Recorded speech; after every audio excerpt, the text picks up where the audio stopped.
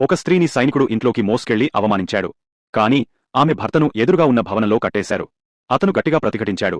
కాని చూస్తూ కన్నీళ్లు పెట్టుకోవడం తప్ప వేరే మార్గం లేదు. త్వరలోనే సైనికుడు ఇంటి నుండి బయటకు వచ్చాడు. అతను ఆ వ్యక్తి శిష్యుడిని కూడా లోపలికి వెళ్లనిచ్చాడు. శిష్యుడు మొదట నిరాకరించాలనుకున్నాడు. కాని సైనికుడు అతనిపై తుపాకీ చూపించాడు. శిష్యుడికి వేరే దారి లేక పాటించక తప్పలేదు. ఆ వ్యక్తి మరింత కలత చెందాడు. త్వరలోనే శిష్యుడు కూడా బయటకు వచ్చాడు. అప్పుడు ఆ వ్యక్తి బంధువు లోపలికి దూసుకెళ్లాడు.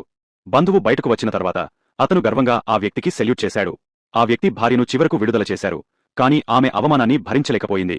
చివరకు ఆమె భవనం నుండి దూకింది. ఆ సమయంలో సైనికుడు ఆ వ్యక్తిని విడిపించాడు. ఆ వ్యక్తి వెంటనే మెట్లు దిగా పరిగెత్తాడు. అయితే అతని భార్య ఇప్పటికే శ్వాస తీసుకోవడం ఆగిపోయింది. అతను కేవలం ఆ హంతకులను తీవ్రంగా చూసి వారిపై పగ తీర్చుకోవాలని ప్రమాణం చేశాడు.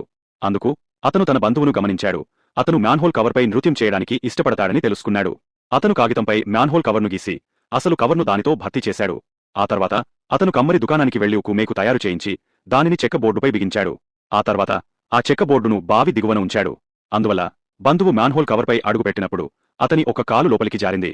ఆ తర్వాత అతను ఉక్కు మేకుపై పడి మరణించాడు. ఆ వ్యక్తి సహచరుడు అసలు మ్యాన్హోల్ కవర్ను తిరిగి ఉంచాడు. 3 రోజుల తర్వాత జనం అతని శవాన్ని కనుగొన్నారు. ఆ తర్వాత ఆ వ్యక్తి తన సహచరుడిని సైనికుడిని కాల్చమని పంపాడు. అతను తప్పిపోయాడు. సైనికుడు వెంటనే అతనిని వెంబడించాడు.